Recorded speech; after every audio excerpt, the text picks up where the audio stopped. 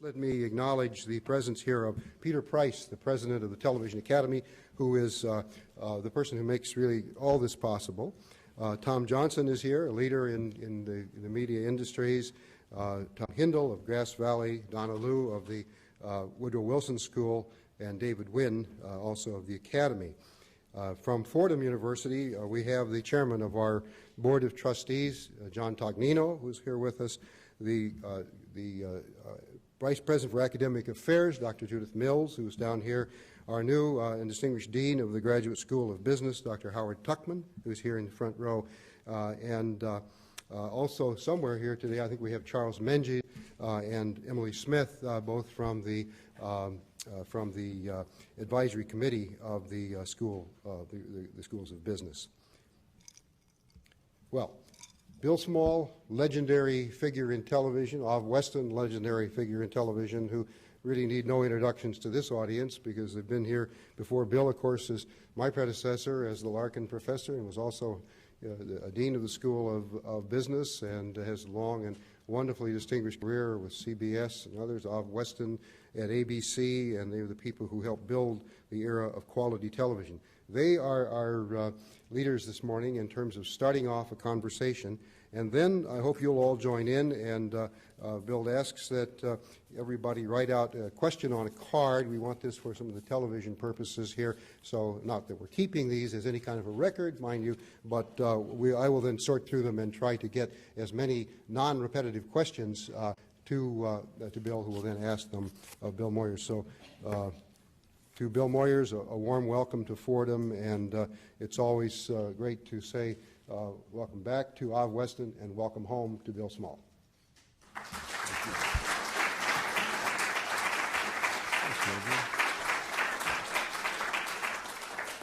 Thank you, Eb. Bill, for a while, it looked like the conservatives would take over public broadcasting, and you were the center of the attacks. Yet today you're busier than ever on PBS. Do you feel anything different about either your colleagues or their bosses? Is there any looking over their shoulders? I think that any time you go through the experience we've just been through, in which the chairman of the Corporation for Public Broadcasting, which is the governing body of the public broadcasting system, it's not the controlling body, it just sets the policies and funnels the money to the stations. Anytime a chairman of the CPB attempts to apply political pressure on the journalists and producers down the line, a chill is communicated and does set in. And I think people begin to be cautious and say, well, maybe we shouldn't commission this particular documentary. In this case, for those of you who don't know it, this was the chairman of the CPB, who had been the editor of, appointed by George Bush, with the assistance of Karl Rove. And he'd been the editor of Reader's Digest, a very conservative man, or right-winger, who became deeply concerned about what he called the liberal bias of our weekly broadcast, now with Bill Moyers.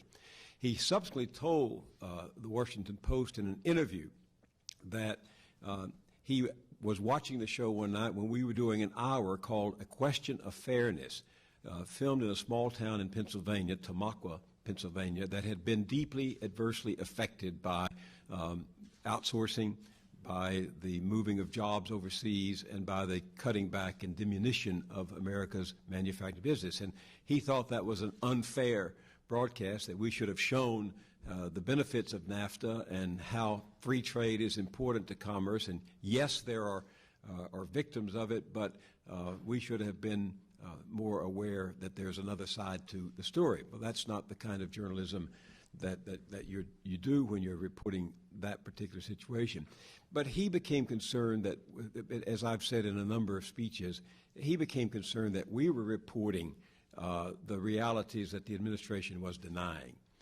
He's an ideologue. Ideologues embrace a worldview that can't be proven wrong because they admit no facts to the contrary. And they have set out from, the right wing has set out from 1981 forward to try to discredit mainstream media so that the reporting we do is not credible to the people they're trying to influence.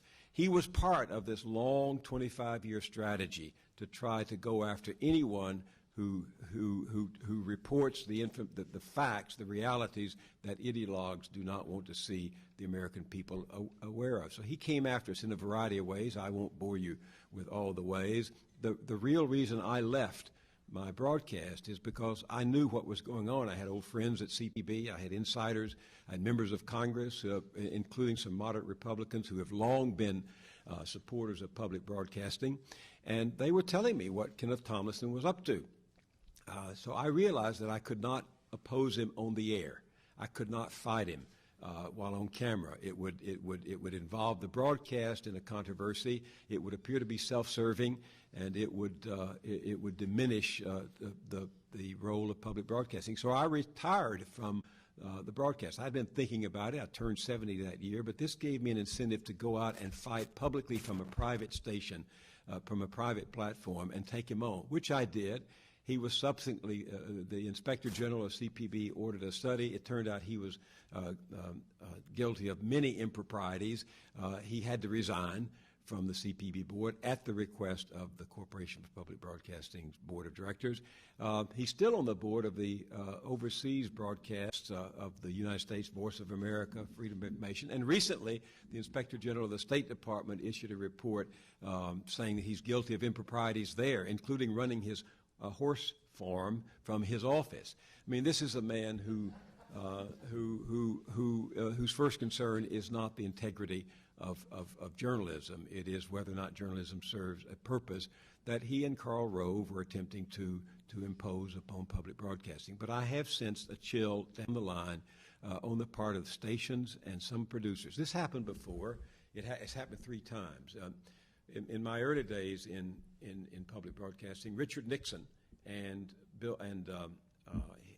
Pat Buchanan, his communications director at the White House, came after public broadcasting, fought it tooth and nail, tried to defund it, did decentralize it. It was a independent Republican from Dallas who was chairman of the board, Ralph Rogers, who took Nixon on and won the battle. Newt Gingrich came after public broadcasting. This happens about every 10 years when the right-wingers think they can't have one last remaining independent means of news and information in the country. I think that we have suffered. We have been intimidated somewhat, but I think that will pass in time, as it usually does. Share with us your personal feelings. You were the poster boy of those attacks.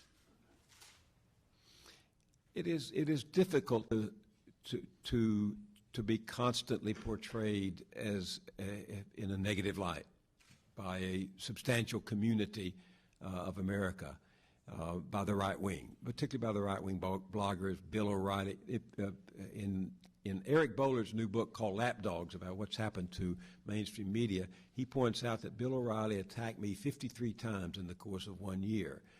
Sean Hannity, Ann Coulter. It's not fun because you know that the people who don't know what it's all about leave the scene of the fight with a certain sense of disdain for anybody who's in it. They don't know the issues. They don't know what it's all about. They don't understand that there's been this quarter of a century ruthless campaign to discredit Dan Rather and mainstream media to make good reporting to right-wingers is called liberalism. And they have used that epithet to try to undermine the integrity, credibility of journalism. And it's not fun to be the poster boy for that, as you say, Bill. You have to explain to your grandchildren why their friends at school say, did you see your grandpa's, what they've said on the web about your grandpa? They don't understand that. But nonetheless, I mean, if you want to do serious journalism, you've got to be prepared for that in this day and time. But it's not a pleasure. I wrote out 4 questions, but I'm going to switch one because I want to keep this thread going. It's been said that viewers no longer tune in to learn what's happening, but rather to reinforce their prejudices.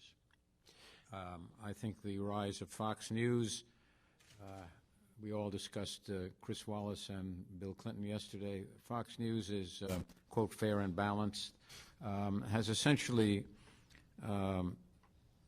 allowed anchors and other reporters and other presenters to color their presentations. Could you comment on where you think this is going and what its long-term effect is going to be? This is not an original term with me, but increasingly we are living in silos and receiving our information in silos where there are 1,200 Christian radio stations in this country, 250 Christian television stations in this country. Over the years, Pat Robertson and the Christian Right have urged their people to watch only Christian broadcasting, listen only to Christian radio. In other words, to get the information that confirms their worldview. You find that the people who watch PBS and listen to NPR do not watch Fox or do not watch CNN. And you find that all of us, that news is playing to various constituencies. In one sense, that is revealing about what's happening to American society, in which common ground, to use the title of Tony Lucas's book, is increasingly eroding under our feet. The negative news is, will we ever have information in common again that enables our politicians to act in concert to try to solve the relentless social issues that are pressing down as we sleepwalk to the abyss? And that's a difficult thing. I mean, enough of us have to know enough in common in order to provide guidance to the politicians who are trying to bring us along to settle these issues. 51% of the American people I saw just this weekend still believe that there were weapons of mass destruction in Iraq. That is, and those are primarily, according to the University of Maryland study, those are primarily the viewers of Fox News and the listeners of talk radio, which is 98% conservative, as most of you know.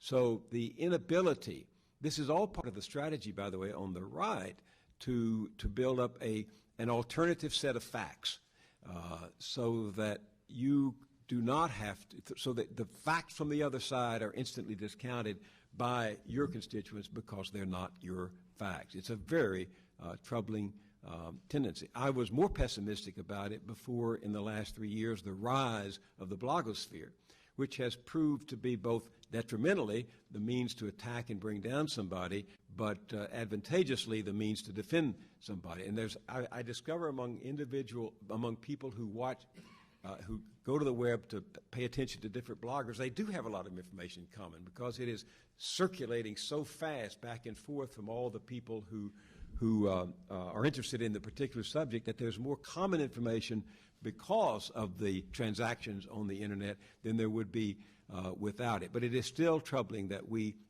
are dissolving into separate realities in this country that makes it very hard to interpret the meaning of the preamble to the Constitution, where it says, "We, the people," in order to do certain things. And this is a troubling development in my book.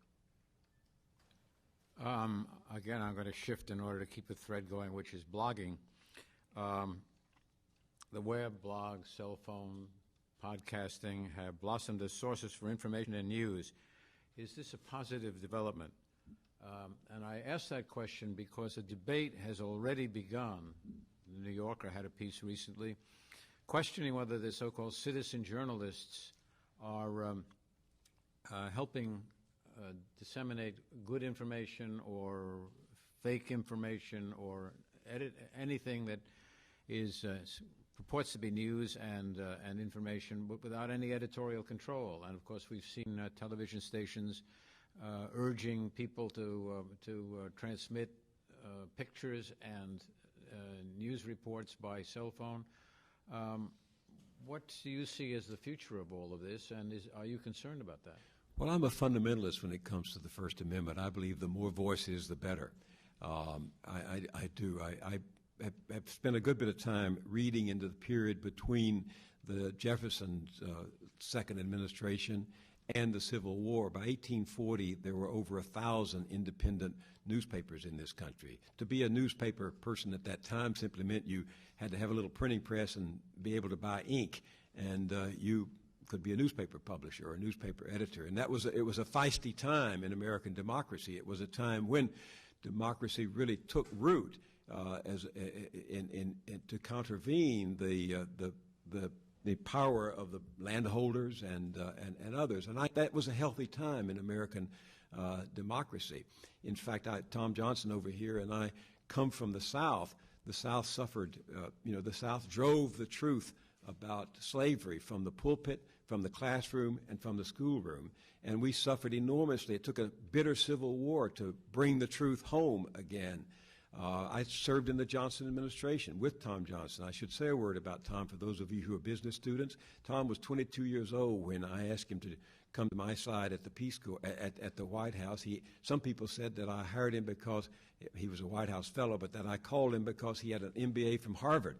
That had nothing to do with it. It had to do with the fact that I noted on his resume he'd been a reporter for the Macon Telegraph in Georgia, and Tom came over to be my deputy in the White House press office and went on to become the closest man to the president and became publisher of the Times-Herald in Dallas, the Los Angeles Times, and then president of CNN for a long and successful run. But Tom knows that we circled the wagons in the Johnson White House and didn't pay enough attention to the brave reporting of a David Halberstam and a Morley Safer, whom I mocked when he, as the press secretary, when he showed the Marines lighting the huts with a lighter. So I have become a fundamentalist in believing that we'd probably solve slavery, the issue of slavery, sooner if there'd been a blogosphere then, so that people outside the insulated culture that was receiving the official truth of the day had alternative views of reality. The troubling side of it is something that all of you mentioned. The demise of editors is a dangerous omen for our time. Editors are paid. Their calling is to check sources, to require grounding, to make sure you get it right. There's more opinion on the blogosphere than there is news and information, as you say, although if you learn to track the flow of information, you can stay abreast of interesting news and information. But the demise of editors means that people who I think anyone can call yourself a journalist, and citizen journalists are a good idea. I noticed a story just this week where two housewives, former journalists who had left the field in order to raise children, had set up a little operation in Colorado, and they were tracking the credibility of statements made by different political candidates. And they broke a very important story that may be decisive in a close Colorado race, because they found out something about one of the candidates that the mainstream press had ignored, a factual reality that had not been reported. There's another woman, another former journalist, who's raising 3 children in Massachusetts, and she's starting a website seeking funding called muckrakingmothers.org. I love it. And she's enlisting journalists, inactive journalists, because they're doing other things at the moment, to practice their skill at home. That's useful. Nonetheless, when you come to certain basic information that is essential for society, the need of an editor is paramount. And the loss of editors in the blogosphere and the demise of editors on many newspapers and in our business of broadcasting is a serious omen. Bill, a couple of years ago, after you stepped down as anchor of Now, we ran into each other one rainy day on Columbus Avenue, and I asked you what you're going to do next. And you said, I think I'll write a book about Lyndon Johnson. Is that still in the works? I hired a historian who spent 18 months organizing my material at the LBJ Library and going to the Kennedy Library and other places. And I have a huge assortment of material. It's there. It's daunting, but it's there. But as I began to go through it, and I think, Tom, you may feel something like this too, I discovered a number of things. One, first of all, I'm a broadcast journalist, and I don't think I can sustain a narrative. Eric Severide said to me when I succeeded him as the senior news analyst on the CBS Evening News, television will ruin you for writing, because in television, it's haiku. You're letting the picture do the work, and you're the Greek chorus behind the picture, helping the picture and the word waltz together. And you'll never be able to write more than 300 words again in your life, he said, after you've done this job. And that is a daunting challenge. Secondly, I don't trust my memory. As I plumb this material, I discover that I did things I didn't know about and didn't think I did, or didn't do things I thought I did. And I don't trust my memory. Third, I don't find the past as compelling right now. as I do the present and the future. You begin to think a lot about the future when you have 5 grandchildren, and you begin to think that as a journalist consumed with the moment, it's far more engaging and far more important than trying to reconstruct the past. And there's not. Furthermore, there are increasingly numbers of good books about Johnson. I just read one by Randall Woods from the University of Arkansas. Have you read it? A huge volume he worked 10 years on, and I went into my wife and said, listen to this. Listen to what he says about me and what he says about Tom Johnson. I said, I can't tell it any better. I mean, he's done such a good job. So the answer to your question, Bill, is that I doubt that I'll ever get to it. Furthermore, that was only 4 years of my life. I'm 72. My life to me has been lived before and after those White House years. Those were not the best years of my career. I was young, I was eager, I made a lot of mistakes, I was inexperienced, and my 4 years at the White House were not my best years. I think my best years have been since as a journalist, and it is journalism and the moment. You know, we journalists are licensed to explain things we don't understand, and since there's so much you don't understand, you have an endless opportunity to just continue to be a graduate student at Fordham, even though you just transfer it to a network or a newspaper or a book. So I can't. The answer to your question is unlikely. I don't want to represent your publisher at this public forum, but to use the old cliche, if we don't know enough about history, we're doomed to repeat the mistakes.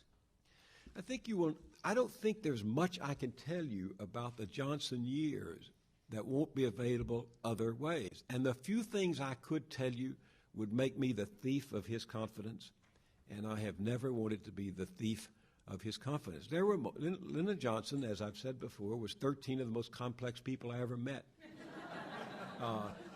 He could be as magnanimous as a philanthropist and as petty as a tyrant. Crude, I think, is a word he could that be comes crude, to but he's also said to be, by the women who wrote about him at that time, Myra McPherson and others, the best dancer in the White House since George Washington, who loved dancing, and so did LBJ. He was such a complex man that I haven't put all the parts together yet, but there were moments. I was close to him for an extended period of time. The campaign of 1960, there were periods when I was with him hours upon hours alone. And as the stream of consciousness came from him, I realized he trusted me. He knew that I wasn't making notes and that I wasn't going to go out. It didn't have to cross his mind. He just knew it. It's just there in the DNA of both of you. He once, in a moment of exasperation, decided he'd require every White House staff member to sign a pledge that they would never write a book. Well, I was offended by that because I never intended to write a book, and I didn't feel I needed to prove my loyalty by writing an oath to my wife that I loved her, and it just never would occur to him except in those moments. So, the little parts of history that I might add a small ray of illumination to, I'll share with a historian at some point. And it's not needed for me to say. What interests me more than the years at the White House is how the 60s were the hinge of modern times, with the Vietnam War, the Civil Rights Movement, the rise of the student revolution. I paid little attention to the fact of what was happening at Berkeley when we were in the White House with the rise of the free speech movement. The 60s, as what my friend Martin Marty, University of Chicago history professor emeritus, says, the 60s were the time when America turned as it did in the 1860s and as it did in the 1890s and the 1930s. The 60s were a hinge that changed the course of American life and destiny. I think this period is too. I think the Bush administration and what's happening with the Muslims will be seen some years later as another great hinge in the turning of the American experience. Before the next question, I want to remind you, you have white index cards, so if you have any questions, just write them out, and if you hold them up, someone will come and get them from you. This is a change in direction which goes to the reality of television news and information programming. We have video educated the American public to expect soundbite answers and show business techniques in presentation. To what degree have you accommodated this trend or resisted it? I still believe in the in-depth interview. I still believe in a report I still believe in the novel, and I still believe in the short story. Both of them influenced me greatly when I was at the university, at North Texas State and University of Texas, and I still believe that both are necessary for the widened perception of a reader. So I still believe in the documentary. I'm doing 3 that will air October 4th, 11th, and 18th. In fact, I so believe in them that the first one is 2 hours. That's because it has taken us that long to put together the pieces of the Abramoff delay scandal. I wanted people to see the patterns that are at work in the stories that come out in bits and pieces about Abramoff and delay and what that represents about the ultimate corruption of American politics.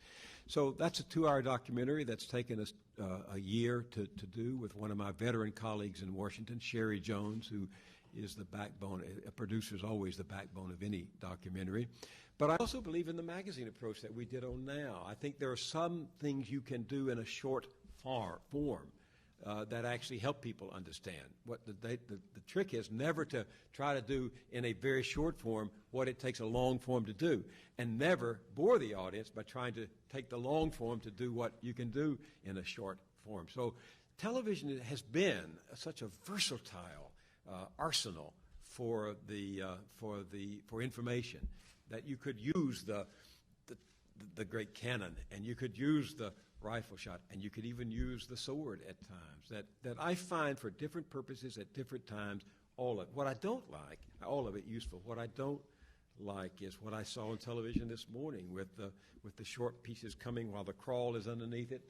The approach we all have had to adapt to, where the information is coming in such a chaotic form that I wonder how anybody serves as his or her own editor. On the other hand, I spend a lot of time in sessions like this at journalism schools and graduate schools and universities, and I find this generation of students, of young people, including my 14-year-old grandson, so much better informed than I was at their age and at the age of 14. I cannot explain that.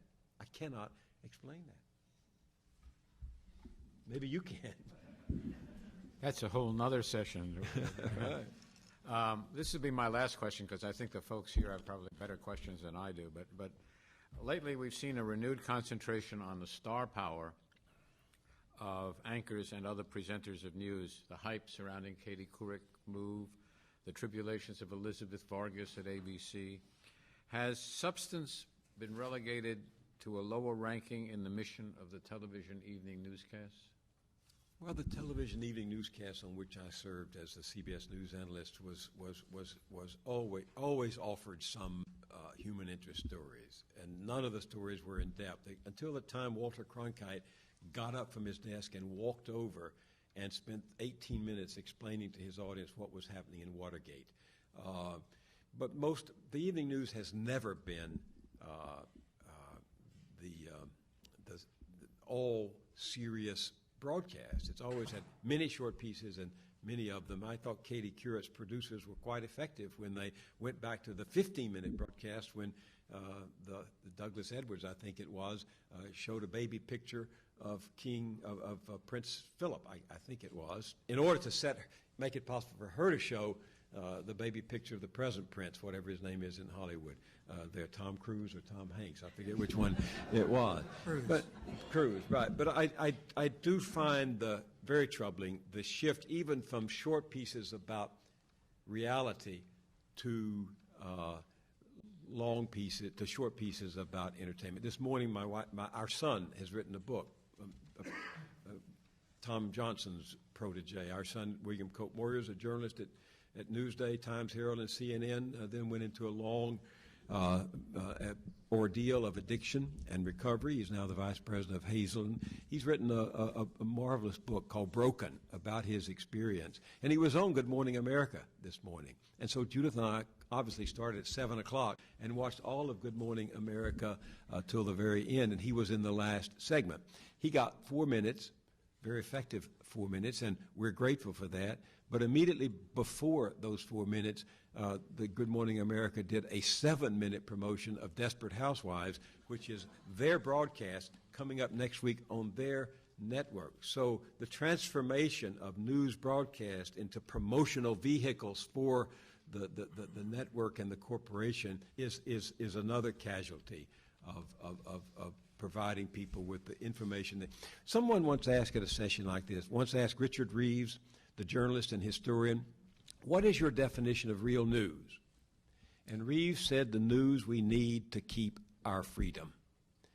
That kind of news we're not getting readily available today.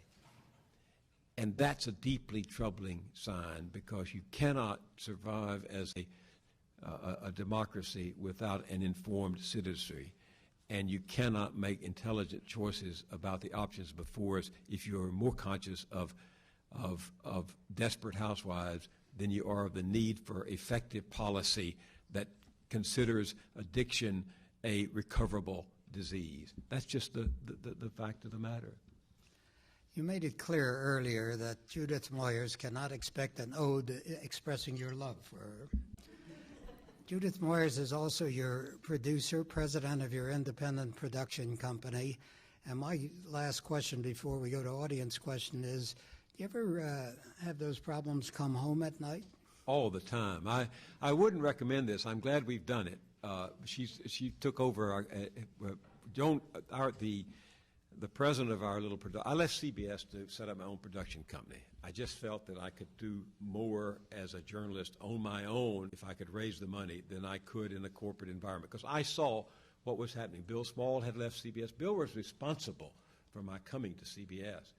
I walked down 56th Street this morning and remembered that you called me after I'd been on PBS 6 years and we'd run out of money on our series. You called me to have lunch at Patsy's on West 56, and you said to me, "How would you like?" And he says he has no memory. And he said, "How would you like to be senior correspondent of CBS Reports? You know that was Murrah and Friendly's broadcast." And I said to Bill, I knew Murrah, and I know Murrah. I knew Friendly, and I know Friendly. Bill said, "That's all right. You've been on PBS, and we can get you cheap." The story is also... That sounds accurate. The story is also told around CBS that when the word got out I was coming, somebody went up to Small and said, "Well, Moyers is still atoning for his years in the White House." And Bill said, "Sins of that magnitude he'll be atoning for the rest of his life." But Bill offered me the position of senior correspondent at CBS Reports, and I took it for 2 years. I then went back to public broadcasting, then came back to CBS for 5 years, from 80 to 86. Bill had left, and I realized that the culture was changing, so I set up this company. Joan Connor, who was the first female producer at NBC many years ago, colleague, I think at one time of Ov's, she co-founded our little production company. We had $300,000 that we'd raised from a small foundation to start out. And then Joan was drafted to become dean of the Columbia School of Journalism. And I needed somebody who knew me, who would speak the truth to me. When you're on the air, people often do not tell you how bad you are, or the mistakes you're making, or your tie is crooked, or your grammar is wrong, or the ideas are stupid. My wife does. She has for 52 years. She was herself trained as a journalist, and she majored in journalism and chemistry at the University of Texas. Over the years, she's been my greatest critic and my most loyal supporter. And so I asked her, and she'd also been involved in some independent television production, and I asked her to come run it, our company, for us. And she did. She has, and she's done marvelously at it. She's every bit as good a journalist as I am. Speaks strong words from a caring heart. But we do take it home at night. Somebody has to ultimately decide every issue that has two positions. And I have to do that most of the time because I'm on the air. And sometimes people have better ideas than I do that I cannot execute on the air. I cannot make the words work. I cannot make the idea cohere. I cannot do what somebody else would like me to do and says is the better thing to do because this is a strange business. You either have that chemistry with the camera and you fit its persona and it's yours, or you don't. And for some reason, I had Bill Paley once said to me, Moyers, in person, you're the most boring man I know. He said, but I have to listen to you every time I see you on the CBS Evening News. So we take it home, and I will often choose a course that I don't think is better than hers, but is the necessary way to go. And we have a lot of those difficulties. But, you know, we just celebrated our 52nd anniversary. We plan to keep doing it until as long as we can. I just want to add one thing. I was at ABC and number 2 to Roone Arledge during the time that I can't tell you how many weeks, how many long days, because Roone was a circular philosopher. He started here and go round and around and around. And 4 hours later, he was still going around. You were the subject of luring you, seducing you to come to ABC, and it never worked. But we always, well, they were searching for straws. I don't know if you Oh, I remember it very well because I'd run out of money at public broadcasting. You know, I had to raise every penny of every production that we mount at PBS. The reward of that is freedom. The price of it is spending half of my time with corporations and foundations, and then still being true to myself as a journalist because much of the work I do is controversial and comes home to haunt the people who back us. But anyway, I had run out of money again. And Roone did call me, and David Burke, who had come aboard then, and CBS had called back. And actually, the offer from ABC was by far the more lucrative offer. And the programming, I mean, there was talk about converting 2020 to your program. Yeah. I know because I was running 2020 and went through very elaborate hoop dances to figure out how would we do that with somebody named Barbara Walters over there and putting Geraldo Rivera. It would have been a very interesting mix. My heart broke this morning when we were watching Good Morning America because they promoted 3 times Barbara's interview upcoming on Good Morning America and a Wednesday night special in prime time with the widow of what's his name? Irwin, yeah, who was killed recently by the stingray. And I thought women have paid a really heavy price for success in the medium because most of the women, including Diane Sawyer, who is very good, most of the women have had to go in that direction in order to survive in the medium. But anyway, I took CBS. I went back to CBS in no small part because this man was still there, and I actually thought he might become president of CBS News, and because of the tradition. When I was 7 years old and war broke out in 1941, my father bought an old radio, a console radio, and every evening we sat and listened to Edward Murrah broadcasting from London, and the Murrah boys and those great radio reporters.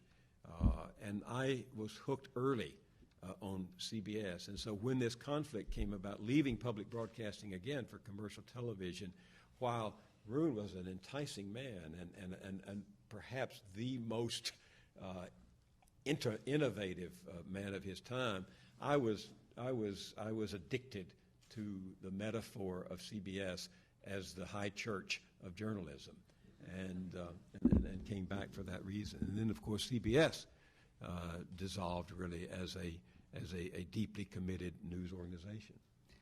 We brought with us today copies of the program that will be distributed tonight, and if you haven't picked one up, you may want to. There are a number of essays, one by Joan Connor, who we mentioned, but another by one of his corporate sponsors, the head of Mutual of America, and they really are worth reading.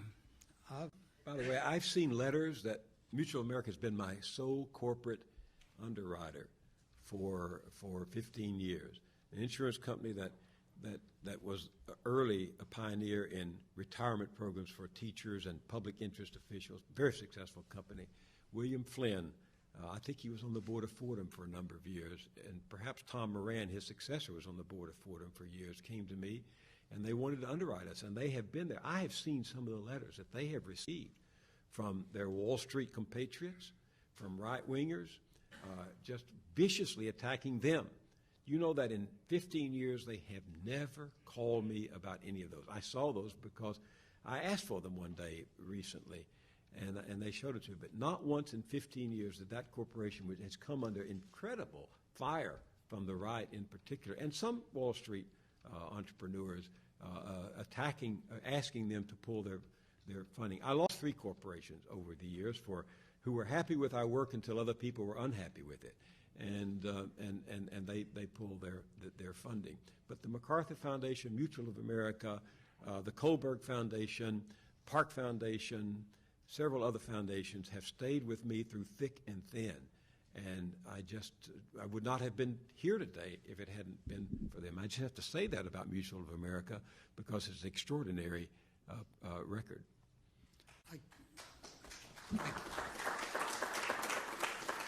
I commend that little tribute to him from Tom Moran. It's in that program.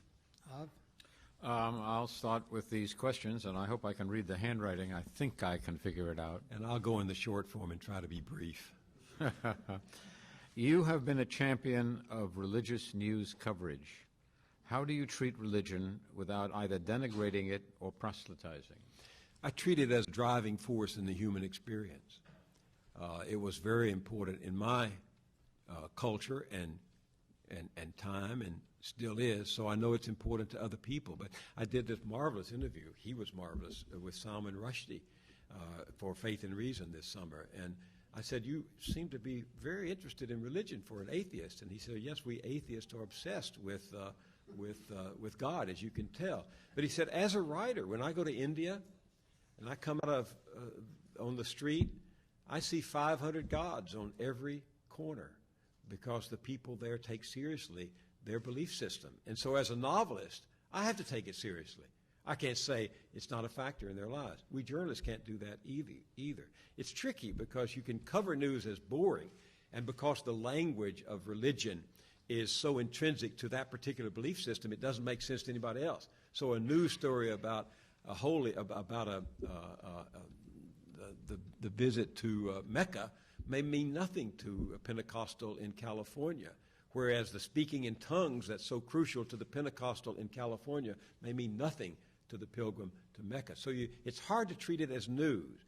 You have to go, as we've tried to do over the years, into the belief system and encourage people to talk about it in ways that make it accessible to other people. But you always take it as a serious component of the human personality and the human drive. And our audience is a former journalist, a rather famous one with the old New York Herald Tribune, later with, I believe, CNN, Stuart Lurie. He wants to know, do you think newspapers will survive the new technologies? I do, because a newspaper will always be the one place in our society where it is recorded that you were born, married, graduated, and buried. And if local newspapers pay attention to the life of their community, they can do what none of the rest of us can match. They can tell you what's important in your day-to-day life. I mean, I live in a little town in New Jersey, and the zoning fights that are going on out there seem at times to be arcane squabbles among petty people, but they're actually affecting the character of the community, the taxes we all pay for schools. It's a very important story in the day in and day out transactions. I was on the board for years of Cox Newspapers, and then I was on the board of Hart Hanks until I went to I got off to set up my own company. I didn't have the time for them. But I used to preach to the boards that Nobody, CBS, ABC, NBC, and now the blogosphere cannot pay attention to the realities in your backyard that you can. And I still believe that they will not look the same, they will not be the same, and they will not reflect the world the same. But if they reflect their immediate world, where advertisers can get the only local attention that they will get and reach their local audience, they've got a really dynamic future. Do you think that, Tom, as publisher of Los Angeles Times, the Dallas Times Herald? Dick Salant used to say that newspapers gave those of us in television our permanence, because if you did a broadcast, it was gone. But the next day you could read a review and read that review forever and forever, forever, which either was great if you got a good review or devastating if you didn't. In that regard, I was once made aware by Abe Rosenthal, actually by John O'Connor, who was the New York Times television reviewer. We did a broadcast with Pierre Salinger on the American hostage crisis. And the night the hostages were coming out, we were on the air with a 3-hour program, which really traced minute by minute what had happened. It was a brilliant job of reporting by Pierre. It turns out that O'Connor was going to write an extraordinary review. He called me to tell me this, but Abe Rosenthal killed it because the New York Times was working on the same story, and he didn't didn't like the fact that we had sort of beaten the Times to the question. But be that as it may, we tolerate our print friends. Question here, the European media are openly ideological and do fine. Why not adopt that model for the U.S. and forget about objectivity? Well, that was our model for so long. The press I described in the period between the 1820s and the 1860s was a very partisan press. Well, the press in the founding era was a very partisan press. The Federalists had their press, the Whigs had their press. In time, the Republicans had their press. And it was vigorous, and I think it was healthy because it enabled the other party to challenge the opinions of the contrasting party. I once did a wonderful interview during the impeachment of Richard Nixon with Raoul Berger, who was a constitutional scholar at the Harvard Law School. And he said, the reason we need two parties is so that one party can hold the other party honest by just challenging it, by holding hearings, having the subpoena power. Part of what's wrong in the Bush administration is the Democrats have no subpoena power to hold the Republicans accountable for their many misdeeds. That is true in the newspaper business. It was only in the early part of the last century that we developed this notion of objective journalism, and that's another subject. But I think there is a danger in defining objectivity as your opinion versus my opinion. I still believe that the primary role of a reporter and a journalist is to get as close as possible to the verifiable facts. And you keep your opinion out of that search, but you don't keep your judgment out of that search. I'm really an opponent of this prevailing school of television that says we report what they say and then let the audience sort it out because governments lie, politicians deceive, corporate spokesmen put the best spin on things. And if you just simply put two people up there arguing with each other, you might have a spirited television debate, but that's not journalism. That's television. Journalism is getting the reader and the viewer as close as possible to the objective facts. And that's why my documentaries are so controversial, is because I do take you through the facts. We connect the dots, and I reach a conclusion based upon those dots, a judgment based upon the pattern that we've seen. And that, of course, is what Kenneth Tomlinson didn't like, watching now week in and week out. Sylvia Chase, who's sitting right here, one of the finest reporters in the modern history of broadcasting, was one of our correspondents, and she would bring in a report on the strikeout in Wisconsin, was it? The strikeout in Wisconsin, about what the real issues were, of how much people were making and so forth. And Tomlinson would look at that and say pro-labor, anti-capitalist. But the facts were the facts, and that's what they had been so successful at doing to the American public, to make you think that reality can be debated, that reality is marginal. Our job is to get people as close as possible to reality. And this is the great joy, this is the great tribute I owe journalism. Because it took me a while when I left the White House to realize that what matters is not, as a journalist, is not how close you are to power, but how close you are to reality. And the further you get from Washington, the closer you get to reality. We're doing a 2-hour special to air on March 17th, the 4th anniversary of the invasion. The title of it is Buying the War. We know about the selling of the war, but we're looking at how the press bought into it. And I was down interviewing Tim Russert and Walter Isaacson the other day, and I quoted to Tim Russert. I played back to him his own technique. He'll take a quote somebody said 20 years ago. I played to Russert a quote from somebody else, an interview I'd done with somebody else who said, "You only get to the truth in Washington when you get down to the 3rd and 4th level of the bureaucracy." But they are not invited on television because, one, they're not telegenic or charismatic, and two, they'd be fired if they were on. So I said, what's the value to you of all these interviews you do with Dick Cheney and Condi Rice and others when they were saying to you they're weapons of mass destruction and there's a tie to al-Qaeda? He said, well, it's important to know what they say. And I said, but did you, as the bureau chief in Washington, then turn around and commission your staff to go out and investigate the way Knight Ridder and the Associated Press did in the field whether those facts were observable and verifiable? Well, I said, Tim, I don't think we do. Broadcasting settles today for letting people say one thing and get away with doing another. That's the great hoodwinking that's going on. The next question actually relates to it, and I want your comment on the extent, I think you've just been doing it, that the media uses phrases from Washington, cites several examples: the war on terrorism, police action, tax cut, etc. Death tax, yeah, the death tax. It's still an estate tax. You're not taxed when you're dead. Your estate is taxed. And they have gotten away with the Orwellian perversion of language, so that language means what I want it to mean and does not attach itself or describe an objective reality. And we have picked it up. We let them set the agenda by using those terms. What do you mean by a war on terror? Who is the enemy, Mr. President? Where's the headquarters? Where's the capital? Why not fight it with an Interpol, an international police organization, instead of attacking?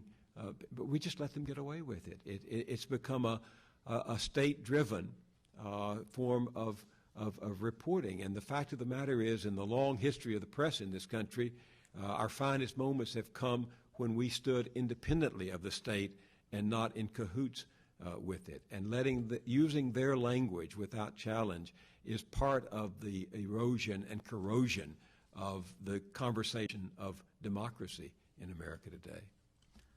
We have time for a couple of more. You want to take one? Well, why don't you take them? Okay. This is in a lighter vein. Someone wants to know if you have a good LBJ story illustrating his personality and style. What's your favorite story about the president? What's my favorite story about the president? Well, I told you my memory was going. But you haven't demonstrated that. The what? Oh, yes. Yeah, Tom is younger than I am. He has a sharper memory. He was 22 when he came to work for me. I was 22, right? And I was 29. Right? I was the old man, right? Well, during the course of you tell it, Tom. No, you tell it, because I don't remember it as well as you. From time to time, LBJ was very much a person who would embellish the facts. And not realizing that we were in an era where we were moving from sort of a small town, where what you could say in that town stayed in that town, but realizing that now reporters like Stuart Murray were putting in the Los Angeles Times or CBS were putting in there. I mean, on 2 or 3 occasions at different stops, some said after at least 1 or 2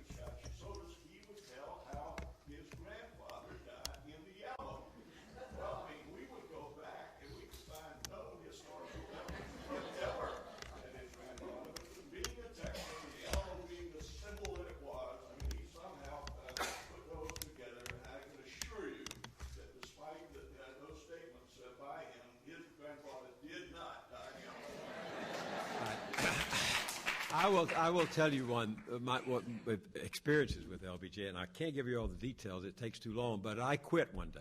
He offended me, and he offended me because he had just named me press secretary, and he was going down to celebrate his birthday, August the 28th, his birthday in Texas, and taking the press corps. And I was the new press secretary, and I felt I had to go, but I had the flu, and rightly he insisted that I not go, and I insisted that I go. So I went out to Andrews Air Force Base on my own to get on the plane, and I was forbidden by the Secret Service to board the plane. I was so furious.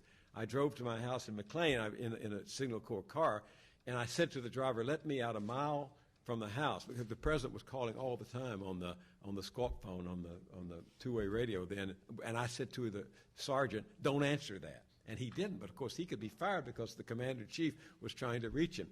And so I had him let me out at the house so he could say, "I let Mr. Moyers out on the highway. I don't know where he is," which was the truth. So I went on home, and the president called several times. He went on to Texas. He came back from Texas 2 days later. We didn't have any communication. Actually, I had been told by Bob Kintner, who was president then of NBC. Kintner said to me, "Moyers, if you ever want to leave government and come to work for us at NBC, let me know." So the next morning after this incident, I called Bob Kintner and said, "I'm ready." So Kintner immediately called the president and said what Moyers had done. And the president said, "If you hire him, you'll lose every goddamn license that you own in the country." So Kintner called me back, and not telling me the answer at that moment, I later learned it, said, "I can't do it." So but I said, "Oh, I didn't." I said to my wife, "We don't have a job." President came back. I was at my desk. I'd gone back to my desk to clean it out in the press office. And the light rang, and I went in. He's come in. I went in. He was standing at the desk. And I walked into the Oval Office and stood in front of the desk. And about 3 minutes, when he was shuffling papers, looking down, and he said, he didn't look up. He stuck out his hand and said, "An immovable object meets an irresistible force." And that was it. Nothing was ever said about it again. Bill, I'm going to take the prerogative of a man who has the microphone to ask the very last question, which is, what would you like the Moyers legacy to be?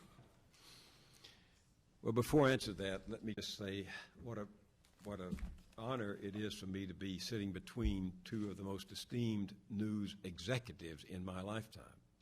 They never get the public credit. They never get rewarded the way those people on the camera do. Neither do producers and others. There's an injustice and an unfairness and inequity in our system. But it is the news executives, the Bill Smalls and the Ov Westons and the Tom Johnsons, who make the space for people like me. And I would not be here today or have had 35 years in this business if it were not for news executives who believe in strong journalism. Bill Small was the bureau chief, as I said. If you want to look up the definition in the Encyclopedia of Broadcasting, the definition of straight news, you go to it, it has just 2 words, Bill Small. Bill Small. He couldn't be flattered. Bill, stop it already. I want the audience to know, and any graduate students here to know, that what you see on the camera, pull it back, and those of us on the air standing on the throng of people, and we wouldn't be on the air if executives didn't fight for the need to be there. I guess that means I have to pay for lunch today. It does. But I actually honestly don't think in terms of legacy. This is the most ephemeral of media. And with the explosion and proliferation of media outlets and sources, it evaporates very quickly. I honestly believe most of us, 99.9% of us, only live as long as our last grandchild remembers us. And as I said, I think about the future a lot more than I do about anything else. But for those people who care, I would like it to be known that it was possible in this era of American broadcasting for independent journalism to signify that it was possible for the voice to come out of the wilderness and to be heard on a number of occasions, and that it was possible on the air to hold a conversation about democracy. My reward comes from the people who watch and whose perceptions are changed. I could tell you story after story after story. Let me tell you two very quick ones. After Faith and Reason aired this summer, I was crossing Madison and 61st Street, and a woman on the run with her iPod on stopped in the middle of the street with the traffic coming down upon us, took my elbow and turned me around and said what a particular broadcast she'd just seen had meant to her. And she said, I think it may have changed my life. That happens all the time. A year after we did Joseph Campbell and the Power of Myth, which is probably the one that in the obituary will be said, Bill Moyers, who brought Joseph Campbell and the Power of Myth to air. Millions of people have seen it since then.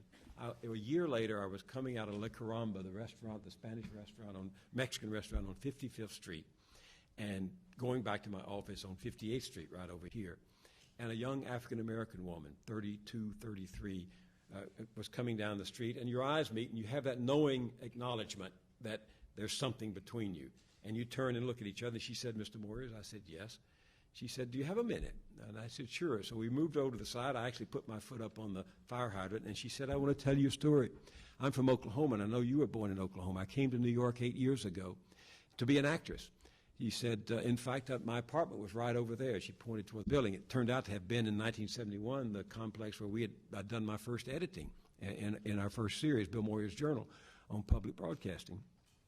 She said, I had a good year of it, but then I didn't get those breaks. And she said that one break after another, I lost. I'd go for an audition. I thought I was good. I didn't get it. I was living with my boyfriend. My father died. I went home to bury him. I came back. My boyfriend had moved out. He's now married, has a baby. I had one big break I thought coming. I went audition. I didn't get it. And I came home that night, and I said, this is it. And I went right over there, she said. And I had a one-room studio, and she said, I pulled down the window, I pulled down the blind, I turned on the burner, I poured a stiff bourbon. I know you like bourbon. I've read about that. She said, I poured a very stiff bourbon, and I lay down on the couch, and I was ready for the curtain to fall. And she said, when I'd left that morning, I'd left the television set on. And as I was on the couch, I heard these guys talking. And I remember one of them said, what do you think is the meaning of life? And the other one said, oh, I don't think life has a meaning. I think what we're looking for is the rapture of being alive, the experience of life, not the meaning of life. And she said, that interests me. And then I heard a question that, are you a man of faith? And the other person said, I don't need faith. I have experience. And she said, this was really getting interested. And then the announcer came on and said, next week, Bill Moyers will continue his conversation with Joseph Campbell. And she said, I wanted to hear how it came out. She said, I went over, I turned off the burner, I poured out the drink, I opened the window, and she said, you know what? I'm not an actress today. I realized I didn't need to be an actress. I just needed to experience my life. That is the only legacy I really care about.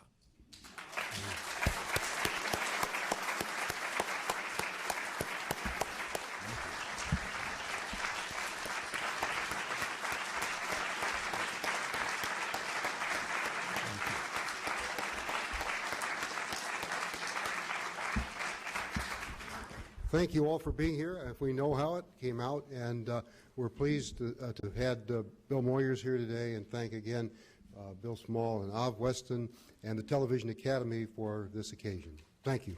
Thank you both. Thank you.